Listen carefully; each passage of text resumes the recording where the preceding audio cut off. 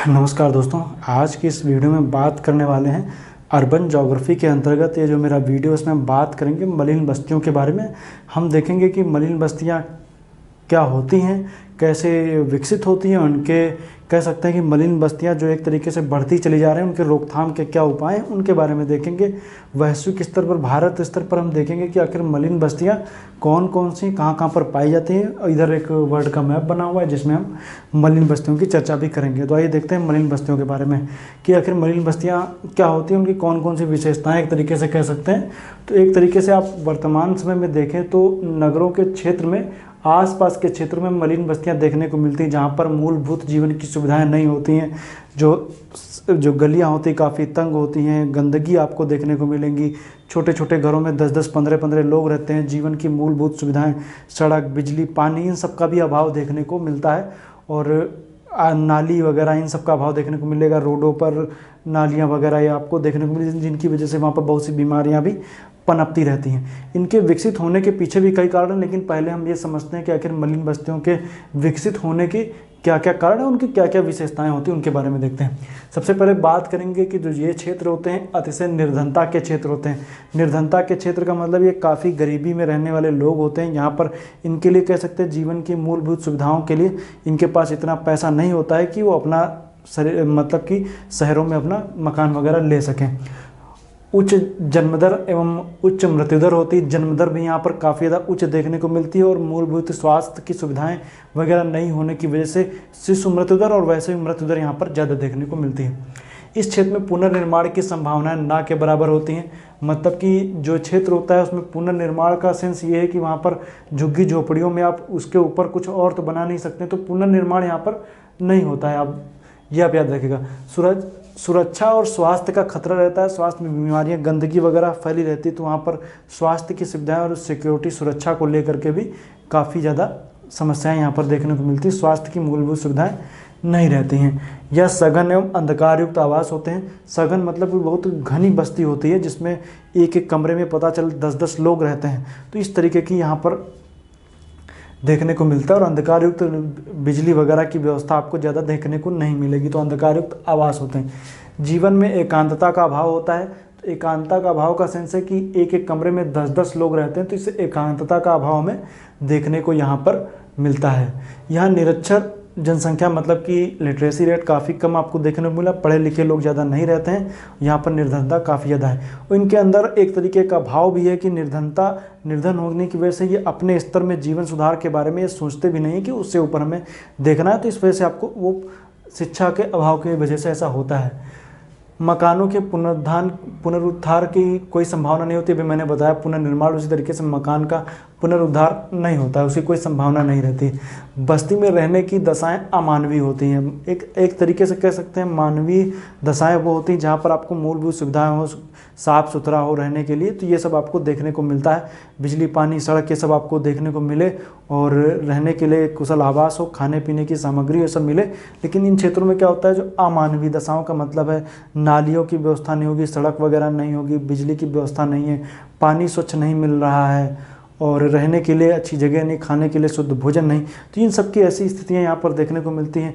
एक एक कमरे में काफ़ी ज़्यादा लोग रहते हैं, यह स्थिति यहाँ पर होती है।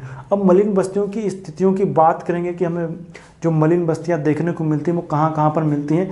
कहीं कहीं पर नगरों के बीच के क्षेत्रों में मिलती हैं, अन्यथा कोई औद्योगिक प्रतिष्ठान है, मतलब कोई इंडस्ट्री वगैरह है, तो उसके आसपास के क्षेत्रों में ये इस तरीके की मलिन बस्तियाँ देखने को मिलती हैं। और उनके मतलब कि औद्योगिक प्रतिष्ठान के समीप हो या उसके चारों ओर ये देखने को मिलती हैं। नगर के बाहरी क्षेत्रों में मिलती हैं। दूसरा है रेल मार्ग के सहारे खाली पड़े स्थान जो आपको देखने को मिलते हैं, वहाँ पर भी ये देखने को मिलती हैं। तो जो रेल मार्ग के सहारे आप जाएंगे तो देखेंगे कि जब कोई बड़ा शहर शुरू होने वाला होता है, तो जो रेलवे की लाइन के आसपास आपको काफ़ी ज़्यादा यहाँ पर ऐसी बस्तियाँ देखने को मिलती हैं। विस्तृत खुली कोई सार्वजनिक भूमि है, वहाँ पर ऐसी देखने को मिलेंगी, कोई विस्तृत सार्वजनिक भूमि वहाँ पर। अब मलिन बस्तियों के कारण क्या हैं, उनके बारे में हम देखेंगे। एक तरीके से कह सकते हैं जो मलिन बस्तियों में रहने वाले लोग होते हैं वो शहर को जिंदा रखते हैं। वहाँ की जो मूलभूत सुविधाएं जो शहरों को मुहैया कराई जाती हैं वो सब इन्हीं के द्वारा ही मुहैया कराई जाती हैं। जो इन बस्तियों में रहने वाले लोग रहते हैं वो क्या करते हैं कि शहरों में आवश्यक सामग्री हो इन सब को पहुँचने के लिए, और एक तरीके से कह सकते हैं मजदूरी वगैरह हो, घर में काम करने वाले लोग हों, इन सब की जो एक तरीके से कह सकते हैं शहर को ज़िंदा रखने में इनका काफ़ी ज़्यादा योगदान रहता है। मलिन बस्तियों के कारणों की बात करेंगे तो तीव्र औद्योगिक विकास है। तीव्र औद्योगिक विकास की वजह से क्या होता है कि लोग रोजगार की तलाश में जो ग्रामीण क्षेत्रों से शहरों की ओर आते हैं। तीव्र नगरीकरण की जब नगरों में, क्योंकि आप जान रहे हैं वर्तमान समय में कृषि क्या हुआ है, अलाभकारी एक उद्योग बन गया है। वहाँ पर लोग प्राथमिक क्षेत्र में उतना ज़्यादा पैसा नहीं है, इसलिए लोग रोजगार की तलाश में शहरों की ओर आते हैं। लेकिन शहरों में महंगाई ज़्यादा होने की वजह से वो अपने मकान वगैरह नहीं बना पाते हैं, इसलिए उनको मतलब कि मलिन बस्तियों में शिफ्ट होना पड़ता है। उच्च उत्पादकता का मतलब शहरी क्षेत्रों में देखेंगे तो हमें देखने को मिलता है कि यहाँ पर प्राथमिक क्षेत्र के अलावा यहाँ पर जो द्वितीय और तृतीयक उद्योग के क्षेत्र हैं उसमें हमें देखने को मिलता है कि वहाँ पर उत्पादकता ज़्यादा है और रोज़गार के अवसर ज़्यादा हैं, इसलिए लोग यहाँ पर आते हैं। जीवन यापन महंगा होना, तो जीवन यापन यहाँ पर काफ़ी महंगा है शहरों में, ग्रामीण क्षेत्रों की अपेक्षा में जीवन यापन काफ़ी महंगा है। आपको बिजली के लिए, पानी के लिए, हर चीज़ के लिए आपको पेमेंट करना पड़ता है। तो इस वजह से क्या होता है कि जो ग्रामीण क्षेत्रों में क्या होता है कि जीवन यापन मतलब शहरों में जो जीवन यापन महंगा होने की वजह से आप तो शहर में रहेंगे तो आपको रेंट देना पड़ेगा, लेकिन मलिन बस्तियों की तरफ लोग रुख करते हैं क्योंकि शहरों में ऐसे जीवन यापन महंगा होता है। आप अगर जो किसी तरीके से ऑटो वाले, रिक्शे वाले, इस तरीके के जो लोग हैं वो एक मकान, किराए का मकान भी अफोर्ड नहीं कर पाते हैं, इसलिए आपको ये जीवन यापन महंगा होने की वजह से वो मलिन बस्तियों की तरफ रुख करते हैं। शिक्षा का अभाव है, इसलिए वो उन्हीं रोज़गारों में जाते हैं जिनमें एक तरीके से कह सकते हैं कि जिसमें शिक्षा की ज़्यादा ज़रूरत नहीं पड़ती है।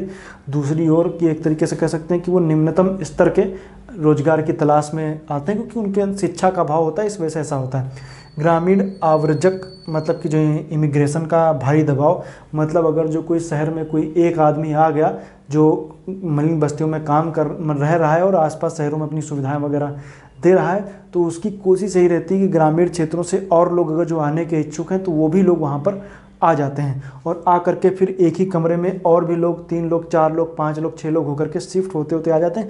मतलब कि ग्रामीण क्षेत्रों से लोगों का आना लगा रहता है।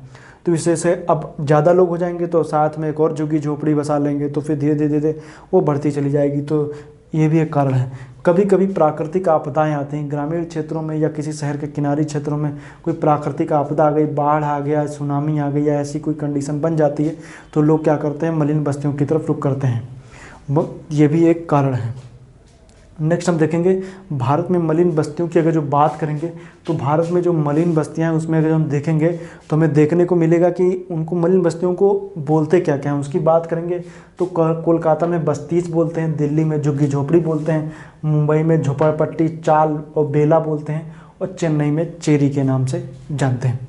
अब हम देखेंगे कि आखिर कौन कौन सी धारावी, मुंबई, भलसवा, दिल्ली।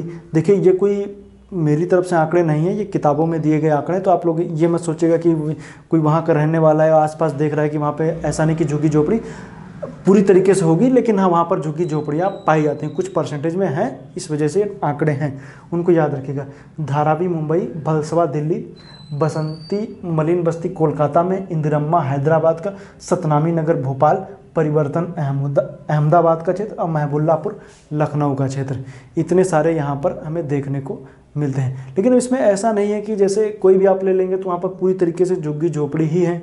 कुछ परसेंटेज में वहाँ पर ऐसे भी लोग रहते हैं, आवासों में अपने रहते हैं, कुछ लोग झुग्गी झोपड़ियों में भी रहते हैं। तो दोनों तरीके के यहाँ पर आपको लोग देखने को मिलेंगे। लेकिन जैसे महबुल्लापुर को ले लीजिए तो यहाँ पर ऐसा नहीं कि महबुल्लापुर में रहने वाले सिर्फ मलिन बस्ती ही हैं, लेकिन महबुल्लापुर में एक बड़ी मलिन बस्ती है, ये आप याद रखिएगा।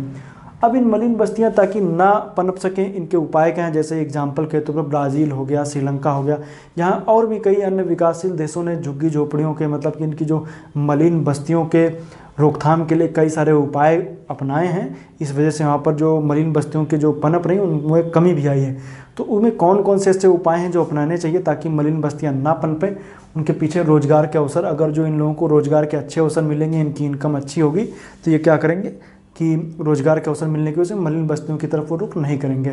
नेक्स्ट है सस्ती कीमत पर मकान। अगर जो मकान उनको सस्ती कीमत पर मिलने लगेगा तो वहाँ पर वो सस्ती कीमत पर मकान मिलने की वजह से वो क्या करेंगे कि वो मलिन बस्तियों के रुख नहीं करेंगे, वो फिर अपने मकानों में रहेंगे। निर्धन लोगों के जीवन स्तर को सुधारने की योजनाएं, शिक्षा को लेकर के योजनाएं वगैरह, इस तरह की योजनाएं चलाई जाए ताकि उनके जीवन स्तर में सुधार हो सके। कोई स्किल सिखाई जाए उनको, ताकि वो अपने स्किल का प्रयोग करके अच्छा पैसा कमा सकें और अपना कुशल जीवन यापन कर सकें। तो निर्धन लोगों के जीवन स्तर को सुधारने की कोई योजनाएं बनाई जाएं और जीवन उपयोगी सुविधाएं जैसे बिजली हो गई, सड़क हो गया, पानी हो गया, और इन सब को लेकर के, सफाई को लेकर के क्या किया जाए कि इनका विस्तार किया जाए इन क्षेत्रों में भी। तो ये बातें हैं।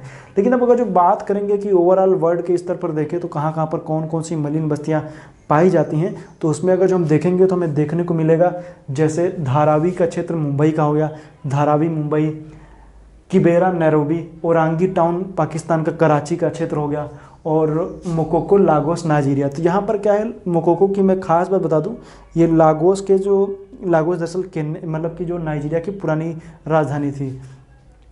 तो ये लागोस में क्या है कि बिल्कुल एक कोस्टल सिटी है लागोस के पास में आप देखेंगे तो वहाँ पर एक क्या किया गया है कि जो कोस्टल रीजन है वहाँ पर जो समुंदर का क्षेत्र है वहाँ पर लकड़ी के ऊपर घरों का निर्माण करके मलिन बस्तियाँ बना ली गई। काफ़ी बड़े क्षेत्र में यहाँ पर मलिन बस्तियाँ आपको लागोस में देखने को मिलेंगी। यहाँ पर क्या किया गया है कि मतलब कि आसपास का छिछला समुद्री क्षेत्र है, उस क्षेत्र में क्या कर दिया गया है कि लकड़ी के खंभे के सहारे ऊपर घर वगैरह बना दिए गए हैं और लोग वहाँ पर जाने के लिए नाव का यूज करते हैं। नाव के जरिए लोग आते जाते हैं, शहर से अपने बस्ती की तरफ आते जाते हैं, और वहाँ पर ये एक बिल्कुल तटीय क्षेत्र में आपको देखने को मिलेगा, ये मोकोको लागोस नाइजीरिया में। और ये एक है खाए लिस्ता जो है वो केप टाउन का हो गया, रिसिन्हा जो है वो रियो दी जेनेरियो, और सियाउदाद निजो मैक्सिको सिटी। कोई इंपॉर्टेंट नहीं है, इसमें आप धारावी और ओरांगी टाउन याद रख सकते हैं, किबेरा नैरोबी है, और मोकोको आप याद रखिएगा, लागोस शहर याद रखिएगा, नाइजीरिया का सबसे ज़्यादा आबादी वाला ये शहर भी है, तो ये आप याद रखिएगा। बाकी और कुछ इसमें खास नहीं है, आप इनको याद रखिए। इनके कभी कभी प्रश्न पूछ ले जाए मलिन बस्तियों के, और इन क्षेत्रों में काफ़ी ज़्यादा अपराध भी आपको देखने को इन क्षेत्रों में मिलता है। अपराध यहाँ पर काफ़ी ज़्यादा देखने को मिलेगा मलिन बस्तियों के क्षेत्रों में। तो आज के लिए इतना ही, मिलेंगे नेक्स्ट वीडियो में। अर्बन ज्योग्राफी की श्रृंखला अर्थात नगरीय भूगोल की श्रृंखला ये कंटिन्यू रहेगी और इसमें वीडियोज़ वगैरह आते रहेंगे। जल्द से जल्द कोशिश रहेगी कि यह श्रृंखला ख़त्म की जाए। आज के लिए इतना ही, धन्यवाद।